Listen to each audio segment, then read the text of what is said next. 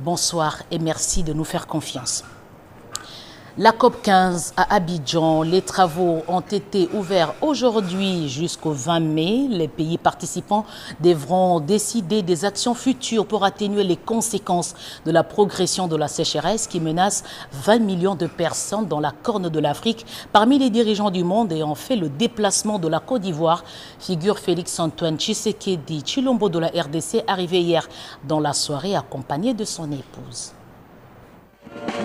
C'est à 20h locale, 21h heure de Kinshasa, que l'appareil transportant le président de la République, Félix-Antoine Tshisekedi Tshilombo, accompagné de la distinguée première dame, Denise Nyakeru Tshisekedi, a atterri à l'aéroport international d'Abidjan. Une première pour le couple présidentiel. Le couple présidentiel a été accueilli par le vice-président ivoirien et une délégation officielle de la République démocratique du Congo conduite par M. Olivier Mondongué, le directeur de cabinet adjoint du chef de l'État. À la sortie de l'aéroport, le couple présidentiel s'est offert un bain de foule avec la communauté congolaise vivant en Côte d'Ivoire.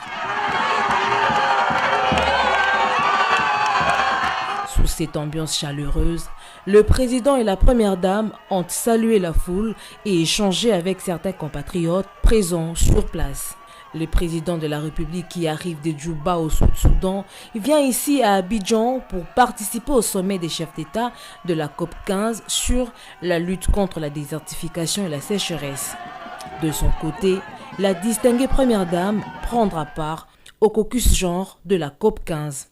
Le caucus discutera des questions émergentes et des recommandations politiques issues de l'étude sur les impacts différenciés de la désertification, de la dégradation des terres et de la sécheresse sur les femmes et les hommes.